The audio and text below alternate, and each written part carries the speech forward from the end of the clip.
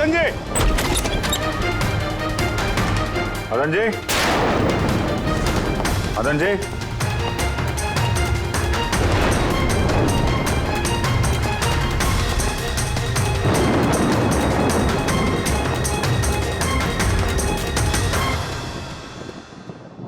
दया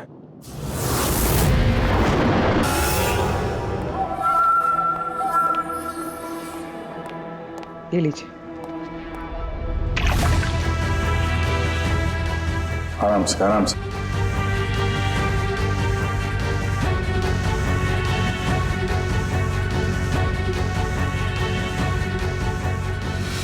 मदन जी, आप ठीक तो है ना? क्यों, क्या हुआ आपको? कोई है? वो मेरी जान लेना चाहता है। कौन? वो हर वक्त मेरे आसपास ही रहते, मुझे कभी अकेला नहीं छोड़ते। शायद इस वक्त भी मुझे देख रहे, सुन रहे। देखिए मदन जी, घबराइए मत, आपको कुछ नहीं होगा, हम लोग हैं ना। मदन जी, आप किसकी बात कर रहे हैं? कौन कौन आपके पीछे पड़ा हुआ है? पुतले, कठपुतली है। कठपुतली है? हाँ, नहीं मतलब वो टाइप की नहीं, मतलब जो बेजान हो, किसी के इशारे पे नाचे। ये कठपुतलियाँ बातें करती, मदन जी बोलती है, खुद चलती फिरती।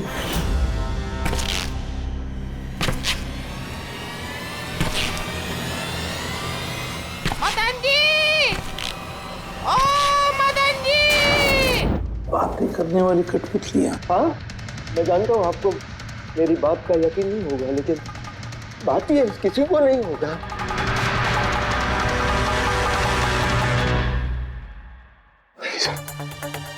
आपने से कठपुतलियों के बारे में सुना है? नहीं। जानते हैं कुछ दिन पहले मेरे साथ क्या हुआ था? उस दिन मेरा बर्थडे था, घर की बेल बजी, मुझे लगा मेरे दोस्त मुझे मिलने आए हैं।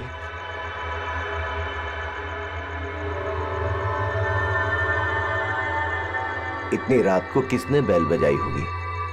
कमाल है। मदन जी,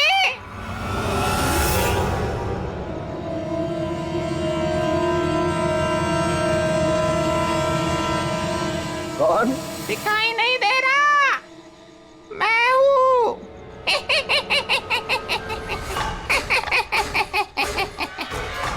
मैं ही हूँ, इतना हैरान होने की जरूरत नहीं। पता है यहाँ मैं क्यों आया हूँ? क्यों? तुम्हारी जान लेने।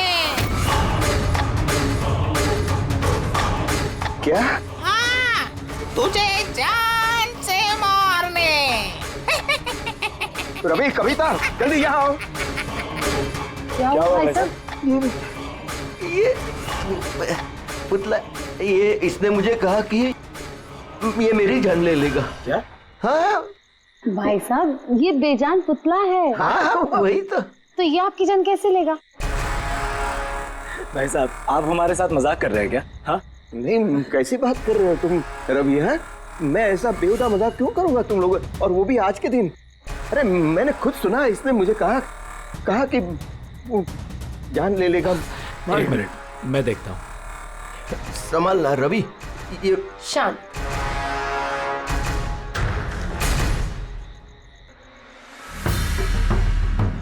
भाई साहब, लगता है शायद आपके साथ किसी ने मजाक किया है। इस लकड़ी के पुतले के अंदर किसी ने शायद स्पीकर फिट किया होगा। चेक करो, कहीं स्पीकर होगा।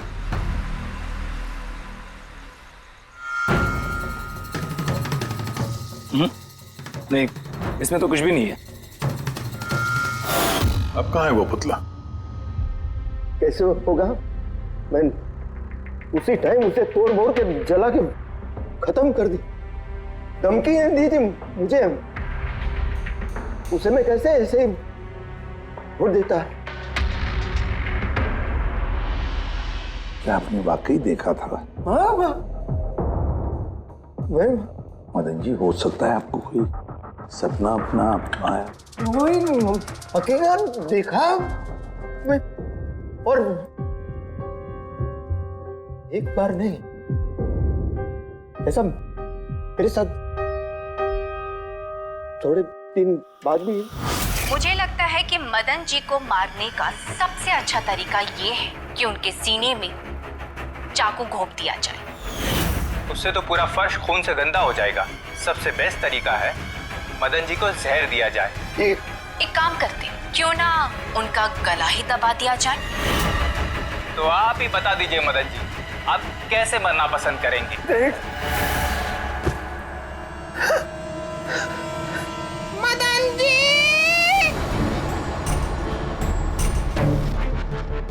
कहाँ चले?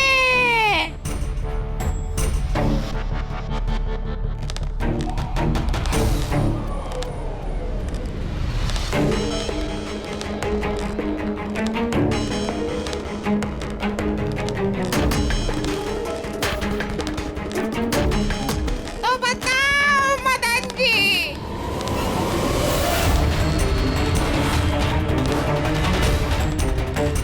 कौन से तरीके से मरना चाहोगे? बोलो मदन जी, बोलो।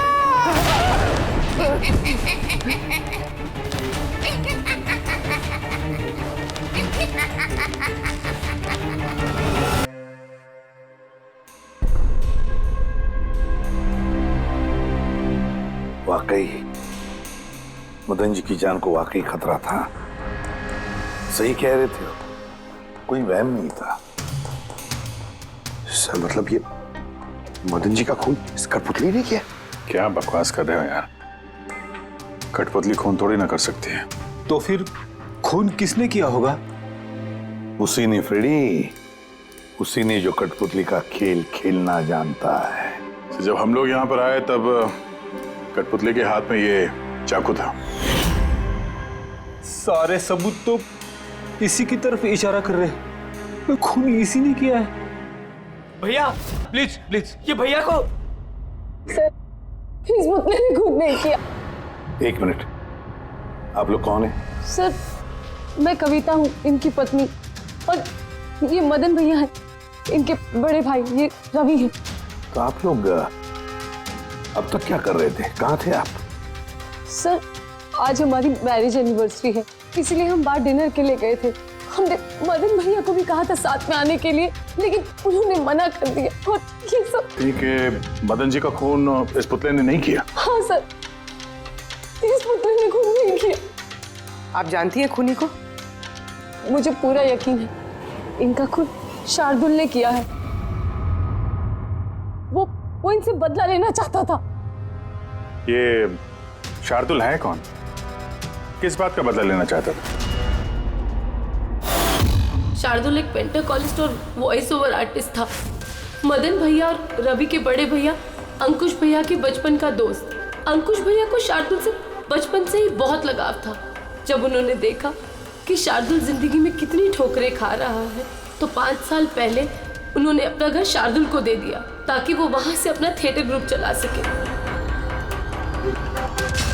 हालांकि वो लोग कभी अंकुश भैया को किराए के पैसे नहीं दे पाए, मगर अंकुश भैया को इस बात से कभी कोई तकलीफ नहीं हुई, क्योंकि वो जानते थे कि इस कला में इतने पैसे नहीं हैं।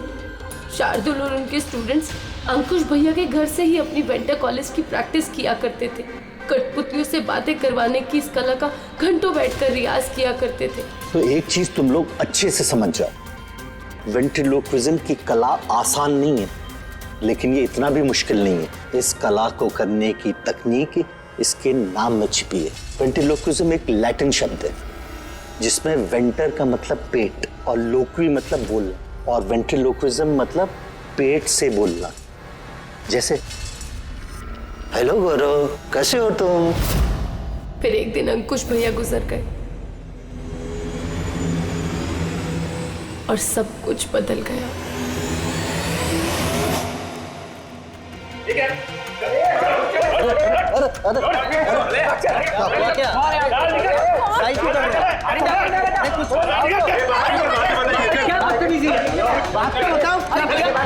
चाहिए क्या?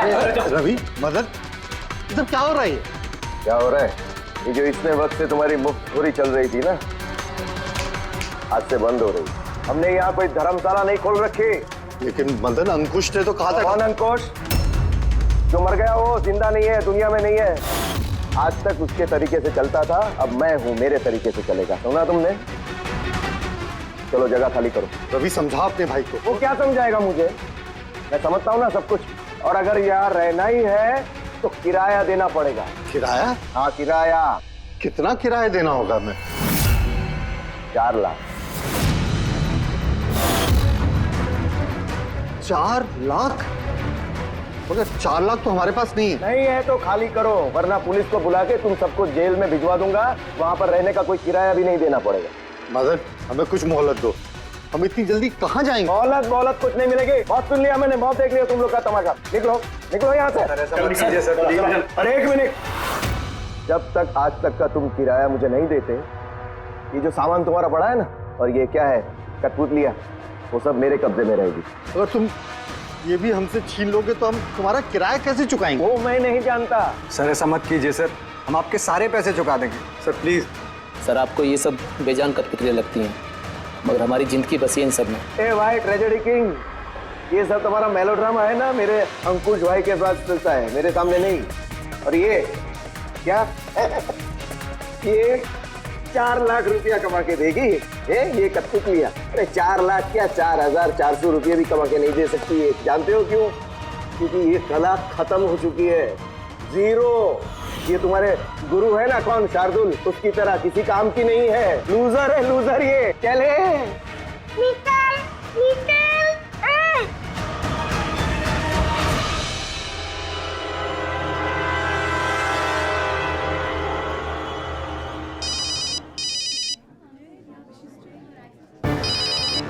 ये भी ना। कौन है भैया? और कौन, शार्दुल। बार बार मुझे इस तरह फोन करके धमकियां देता है। मैं देखता हूँ। मैं आ रहा हूँ तुझे मारने।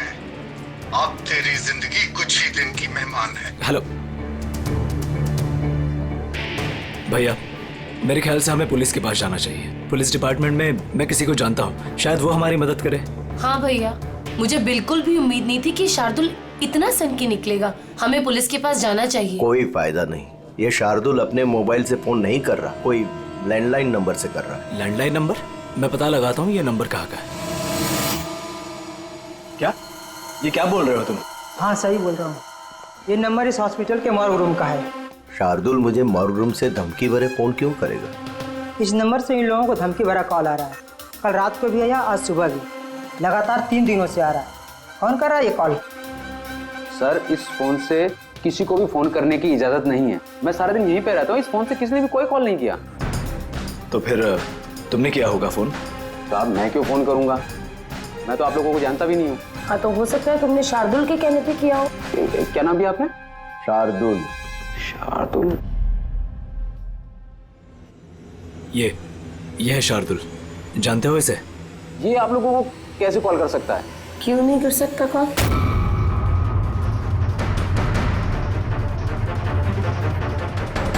ये कैसे हो गया? शार्दुल 3 दिन पहले इनकी मौत हो चुकी है, तो फिर ये फोन कैसे कर सकते हैं? पर इनकी मौत हुई कैसे? इन्होंने शराब पी रखी थी, एक कार इनको उड़ा के चली गई। अगर ये यहाँ मरा पड़ा है तो मुझे धमकी भरे फोन कौन करता था? सर पुलिस रिकॉर्ड के मुताबिक तो ये सारे कॉल्स मौके लैंडलाइन से आए थे। लेकिन मौका फोन लाइन तो कोई इस्तेमाल कर ही नहीं रहा था। ये सब कैसे?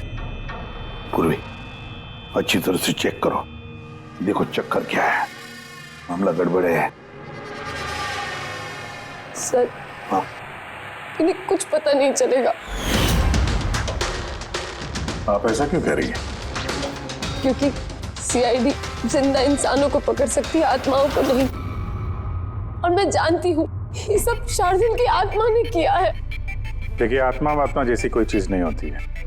पढ़ी लिखी होने के बाद भी आप ऐसी बातें कर रही हैं। आप भी तो पढ़े लिखे, आप ही बताइए ना, एक लाश मॉर्ग से फोन कैसे कर सकती है? कैसे मदन भैया से वो कठपुतलियां बात कर सकती है? सर, आपको ये सब नॉर्मल लग रहा है? आप लोगों ने भी ऐसा कुछ अनुभव किया जैसे मदन जी ने किया था? जी सर। नहीं, हट जाओ, आज मैं तुम्हें छोड़ूंगा नहीं। बहुत परेशान किया है तुम लोगों ने मुझे, मार डालूंगा मैं, आज तुमको छोड़ूंगा नहीं। भैया हट जाओ। नहीं भैया, क्या हुआ? क्या बताना? अरे भैया, ये क्या कर रहे हैं भैया? भैया क्या? कठपुतलियां हैं, दूर रहना। कठपुतलियां? हाँ, मारने आई है मुझे, मैंने कहा था ना। भैया एक बात तो सुनिए। क्या कर रहे हैं आप? रवि, ये आवाज ऊपर से आ रही है। हाँ, लेकिन ऊपर तो कुछ भी नहीं है, बस स्टोर रूम है और एक बंद पड़ा हुआ कमरा है। Store room? हाँ, उस स्टोर रूम में तो मैंने सारी कठपुतलियां बड़े से बक्से में ताला लगा के बंद करके रखी है। कठपुतलियां? क्या वो सारी बाहर आ गई? कैसे? क्या?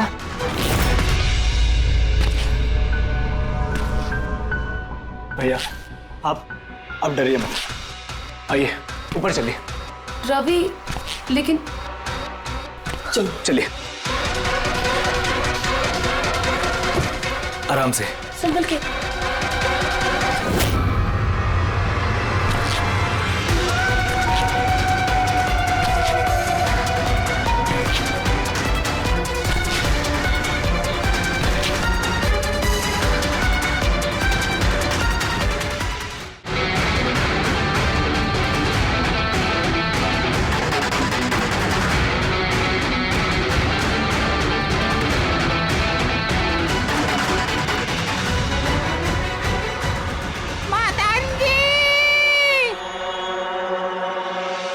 भाई साहब, आवाज इस कमरे से आ रही है।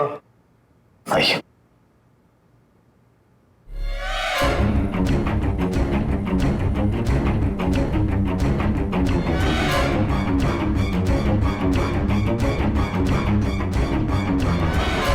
मदन जी,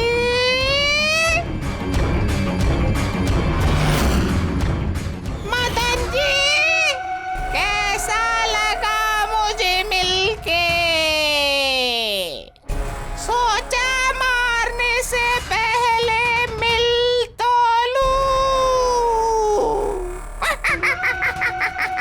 मैंने कहा था बातें करते हैं।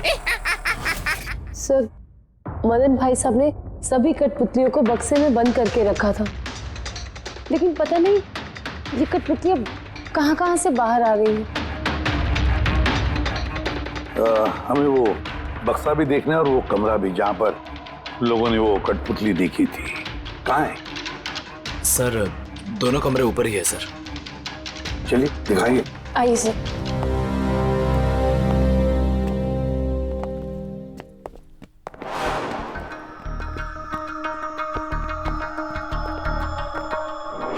सर, पैरों की आवाज हमने कॉरिडोर में सुनी थी और वो पुतला हमने यहाँ इस जगह पर देखा था सर।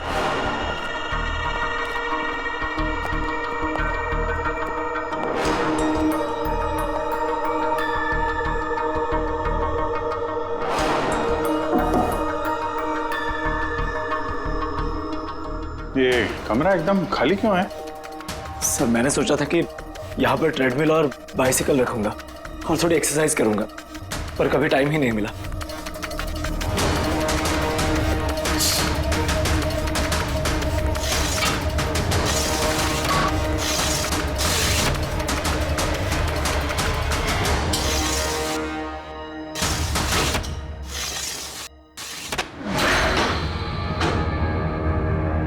सर, ये तो बंद ही नहीं हो रहा।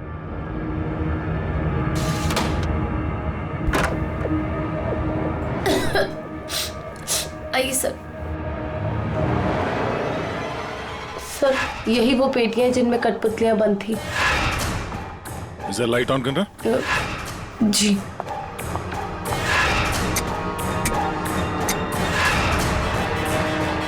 सर, ये कमरा बहुत दिन से बंद है तो शायद बल्ब खराब हो गया।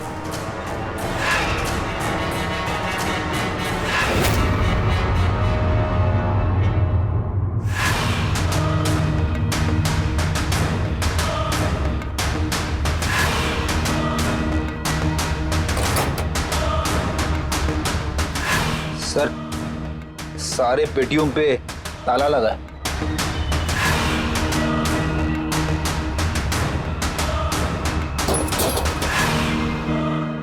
मगर ये ताले मजबूत नहीं है, कोई भी इसे आसानी से खोल सकता है।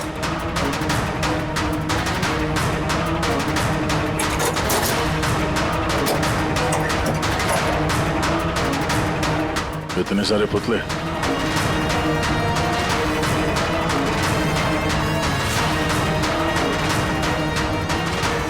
देखे जरा इसमें कोई मैकेनिज्म फिट तो नहीं है।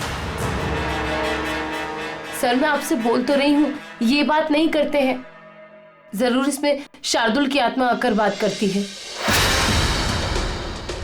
अंदर कोई मैकेनिज्म या कोई स्पीकर तो है नहीं जिससे आवाज आ सके। सर वाकई में ये सच बोल रही है, ना तो कोई मैकेनिज्म है और ना ही कोई स्पीकर, तो फिर ये कठपुतलियां बोल कैसे सकती है?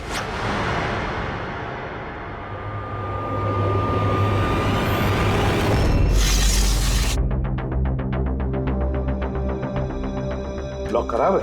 लॉक खराब है सर। यहाँ से तो कोई भी आसानी से अंदर आ सकता है। सीढ़ी वीढ़ी लगाए या बाइक वाइक लगाए तो भी आसानी से ऊपर आ सकते हैं। और जो भी कोई आसानी से इस कमरे में आ सकता है वो बक्से में बंद पड़े कठपुतलियों को उठाकर बाहर ले जाकर कहीं भी रख सकता है, जैसे यहाँ रखा था तुम लोगों को डराने के लिए। सर मतलब कोई आत्मा नहीं है? अरे छोड़ो आत्मा, आत्मा कभी होती ही नहीं है। ये तो वही हो सकता है जिस घर का चप्पा चप्पा जानता है, चप्पा चप्पा जानता है। और तो और कठपुतलियों के बारे में भी अच्छी मालूमात रखता है। और ये हो सकते हैं शार्दुल के स्टूडेंट्स। शार्दुल के स्टूडेंट्स पता लगाना पड़ेगा ये शार्दुल के स्टूडेंट्स इस वक्त है कहां और कर क्या रहे हैं। हाय, मेरा नाम है फ्रीडा। मेरा नाम दीपेश।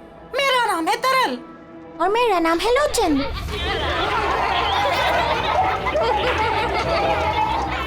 आज मैं आप सबको एक बहुत ही अच्छी कहानी सुनाने वाली हूँ। नहीं, हमेशा तुम ही क्यों सुनाओगी कहानी? अरे तो इसमें अर्जी क्या है? हाँ, फ्रीडा तुम्हें हमेशा सबसे अच्छा रोल चाहिए होता है।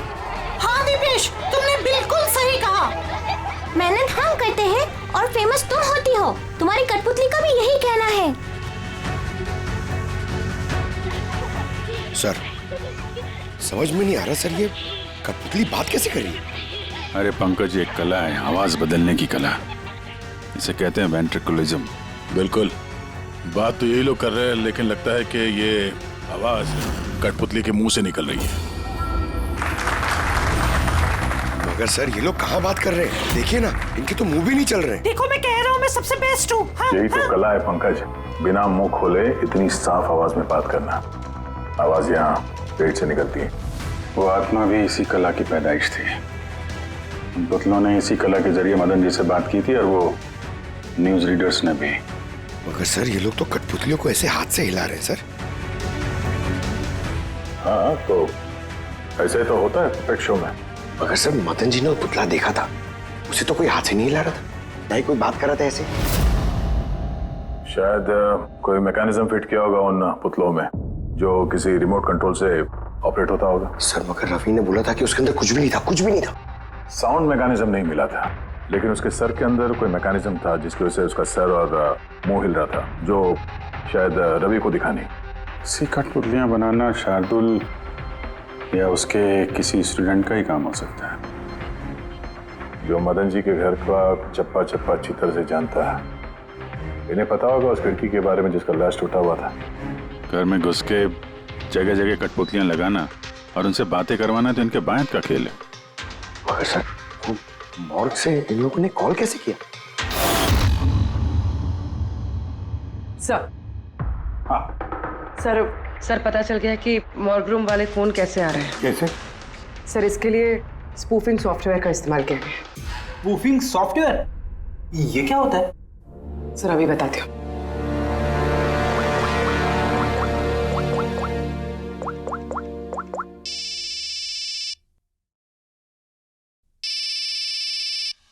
अरे यार मेरी वाइफ को भी अभी फोन करना था। हाँ? सर मैं बिजली का बिल भरना फिर से भूल गया हूँ। शायद बिजली कट गई होगी। डांटने के लिए मुझे फोन किया होगा। फोन उठाऊं क्या? ले लो, जाओ जल्दी बात करो। हेलो, हाँ मैं घर आने से पहले बिजली का बिल भर दूंगा। क्या फ्रेडी सर, इस बार बिजली कट ही जाएगी। अरे पूर्वी, तुमने फोन किया?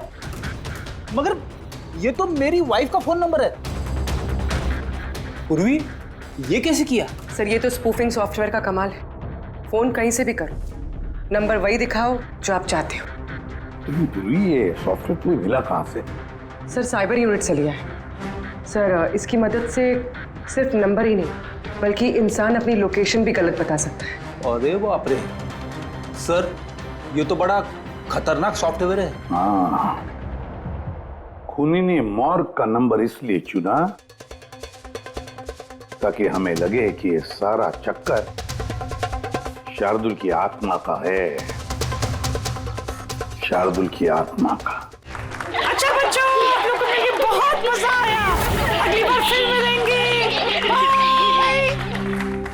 संभाल के बच्चे, संभाल के। Bye bye. Bye bye bye. जी कहिए, क्या मैं आपकी मदद कर सकता हूँ? जी हाँ, आप लोग मदद नहीं करेंगे तो और कौन करेगा? दरअसल हम ये जानना चाहते हैं कि मदन जी को डराने का प्लान आप में से किसका था? हम लोग कुछ समझे नहीं। अच्छा, तुम लोग भी नहीं समझे? हाँ? नहीं सर। अभी नहीं समझा? मैं निर्दोष हूँ। बहुत हंसी आ रही है। हाँ? एक आदमी की जान चली गई, तुम सबको बहुत हंसी आ रही है। जान? किसकी जान? मदन जी की। खून हुआ है उनका सीआईडी से हम लोग। सीआईडी? जी हाँ, सीआईडी। और हमारे शक के दायरे में हो तुम सब।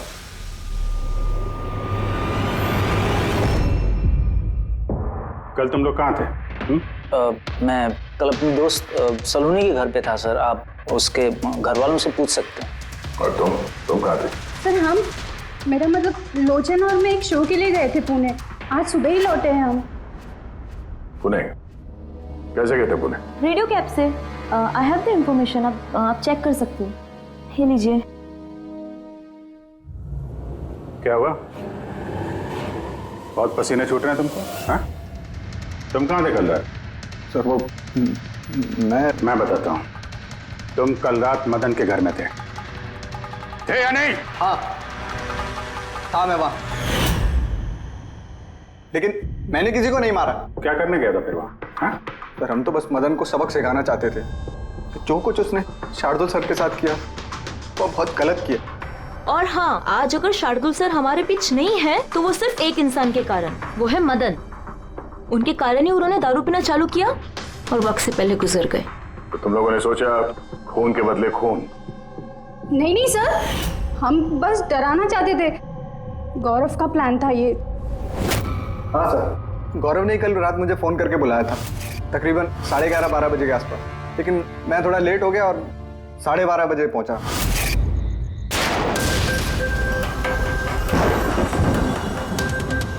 आज तो वैसे ही बहुत लेट हो गया, मार ही डालेगा गौरव मुझे। चला गया शायद अंदर, किससे इशारा कैसे करूं?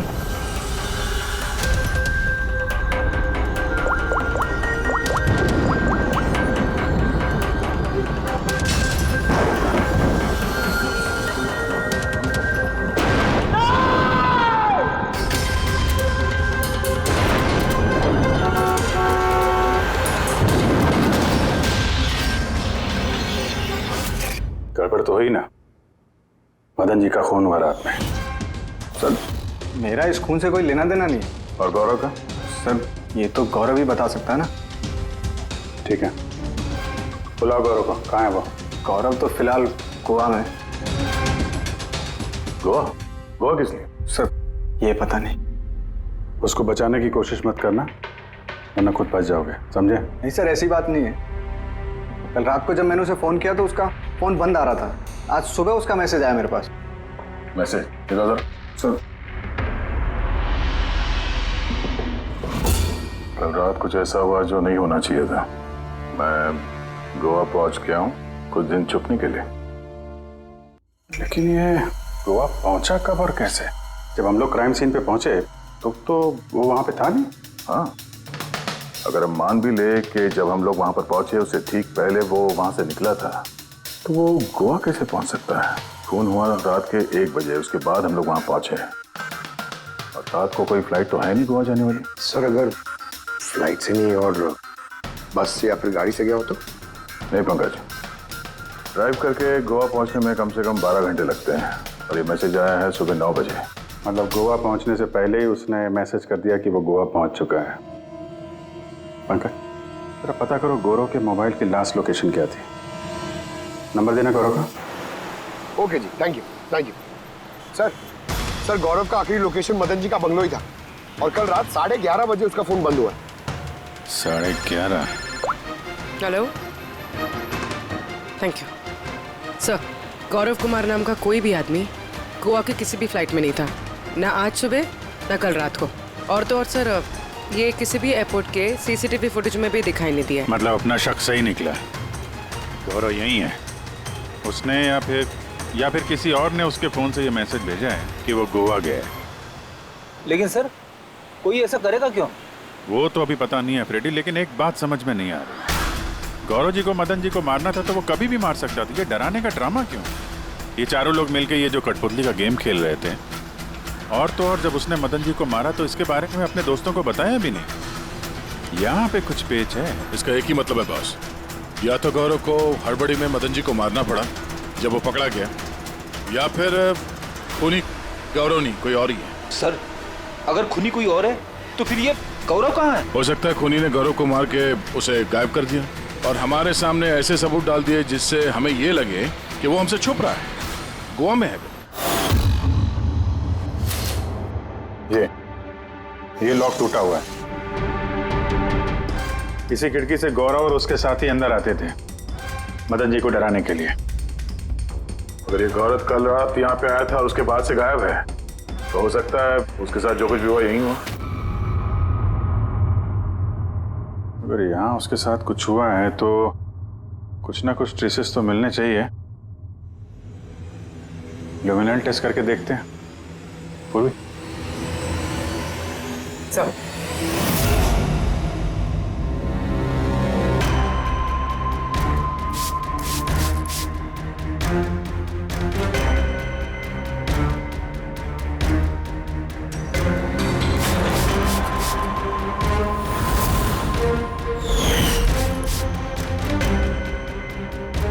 आपका शक सही था, यहाँ पर तो खून है। तो इस दरवाजे से जैसे ही बाहर निकला होगा किसी ने हमला किया उस पे। सर, इस तरफ तो कोई निशान नहीं है। इस तरफ देखो।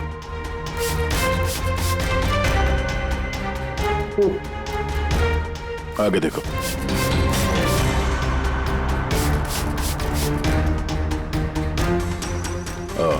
मतलब हमला करने के बाद गौरव को घसीट के यहाँ स्टोर रूम तक लाया गया।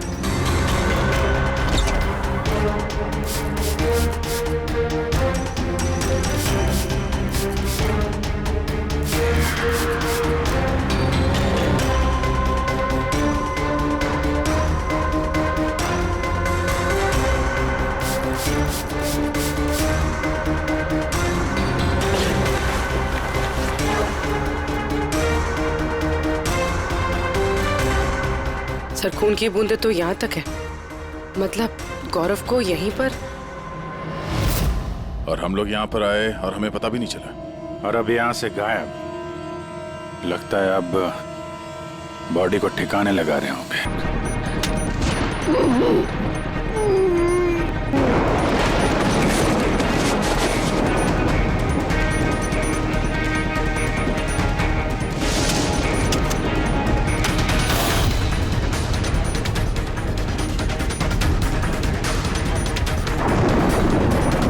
सीआईडी? अरे गोया लग जाएगी, भागेगा। चलो पीछे। हाँ जिंदा है। ले जाओ जल्दी हॉस्पिटल। जिंदा दफनाना चाहते थे सर। हाँ लेकिन आपको कैसे पता चला कि हम लोग यहाँ पर हैं? आजकल मोबाइल के जरिए भी मुजरिमों को पकड़ लेते हैं हम लोग। उस खुदगर्ज और लालची इंसान का मर जाना ही ठीक था। अंकुश भैया की मौत के बाद मदन भैया अकेले ही सारी प्रॉपर्टी हड़प जाना चाहते थे। हमें क्या मिलता? ठेंगा। हमने ये प्लान तब बनाया जब घर में वो कठपुतलियों वाले हादसे होना शुरू हुए। हम जानते थे सर कि कोई आत्मा वात्मा का चक्कर नहीं है, इसीलिए हम एक रात जागे ताकि इस कठपुतली के राज से पर्दाफाश कर सके। और फिर तुम लोगों ने गौरव को पकड़ लिया? हाँ।